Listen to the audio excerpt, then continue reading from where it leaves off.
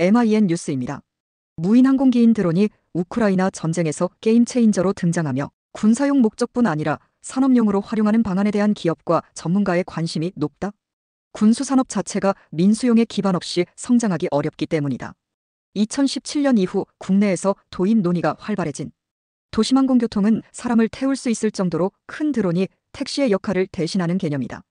UAM은 버티포트와 같은 이착륙장뿐 아니라 가망성 확보, 항공로 정비, 소비자 인식 개선 등이 확보돼야 한다.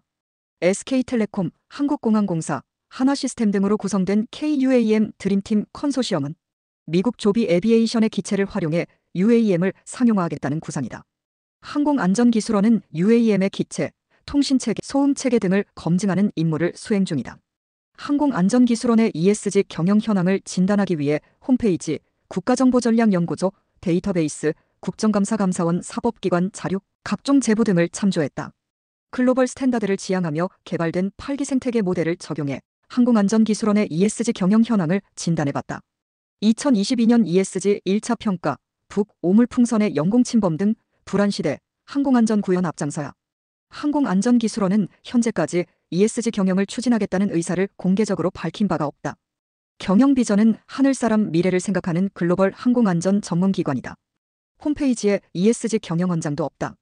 2017년 국회 국감에서 항공안전기술원의 부실한 자문료 관리 등 방만한 경영 관행이 지적을 받았다. 특히 원장이 자문을 받는 전문가의 등급 설정과 자문료, 금액 책정 등을 결정하는 정권을 갖고 있어 우려가 제기됐다. 특혜와 같은 문제가 발생할 수 있어 다른 기관은 자문위원회에서 판단하기 때문이다. 2021년 정규직 1인당 평균 보수액은 7,836만 원, 무기계약직 1인당 평균 보수액은 5,893만 원으로 무기계약직 평균 연봉이 정규직 평균 연봉 대비 75.2%에 불과하다.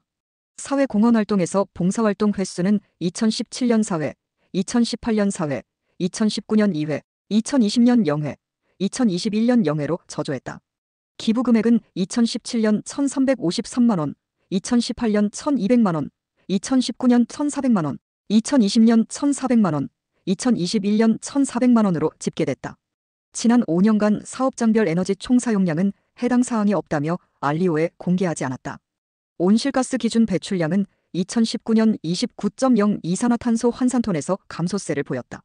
지난 5년간 사업장별 폐기물 발생 총량도 알리오에 공개하지 않았다.